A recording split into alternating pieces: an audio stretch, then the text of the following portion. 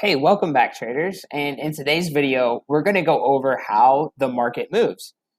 So the market moves in three basic ways. You've got an impulse, a correction, and a continuation. That can happen to the upside or the downside. Impulse, correction, and continuation. So let's break down each one individually. So for the impulse,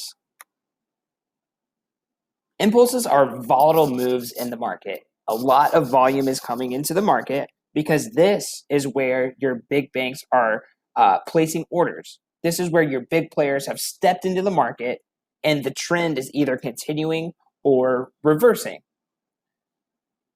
So impulses do not create patterns.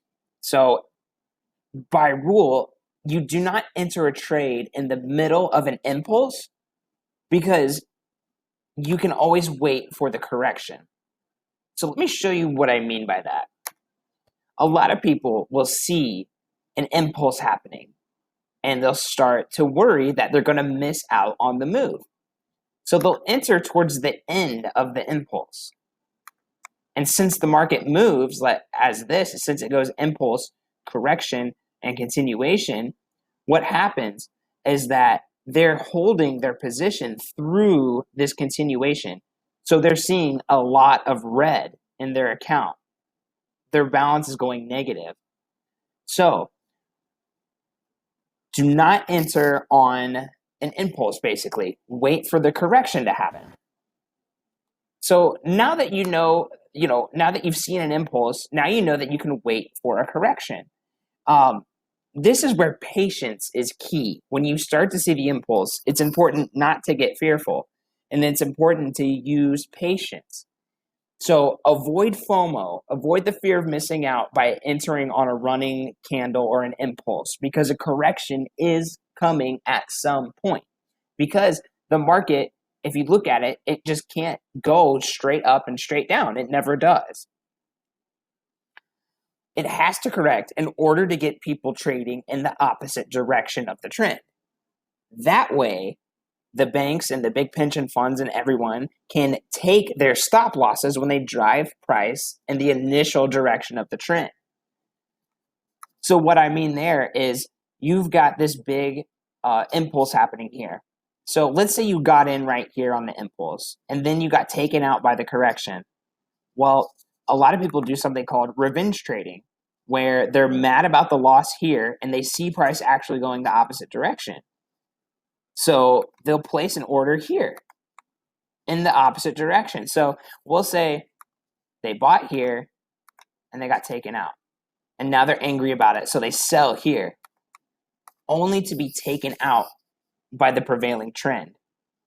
And banks know that this happens. They're playing people's emotions because when you sell right here, odds are your stop loss is probably right here, maybe here, somewhere right here. So when they drive price back up, this is when they gain the liquidity to drive price even further. So the major key is becoming masterful at identifying impulses and corrections. This and this. So once you have identified an impulse and a correction, you can then look for the continuation. And this is the move you want to catch. Because if you can enter price here,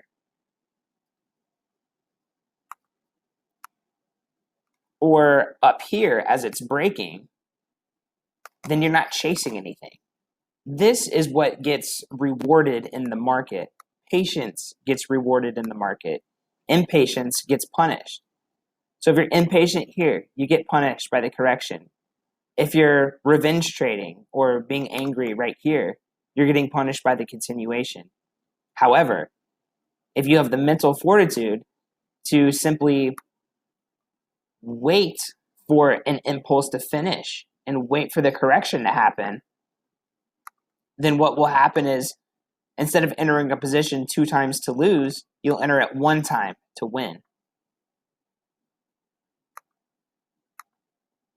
And this is going to be a huge focus of what we're going to be learning moving forward when we get into the actual strategies. We'll show you tips and tricks to know when an impulse is done forming and when a correction is taking place and when a correction is done forming, so that it can be easy and it can be clear to you what's happening into the market and how you need to position yourself for that.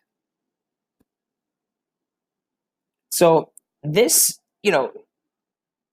as hard as it is, like, this is how the market moves over and over and over again. It's impulse, correction, and continuation. And it keeps doing this until you get a reversal, and then it just does impulse, correction, continuation in the opposite direction. So in order, we identify the impulse, then we identify the correction, and we position ourselves at the end of the correction or when it breaks out, and then we catch the rest of the impulse. And we are about to learn that in advanced Forex.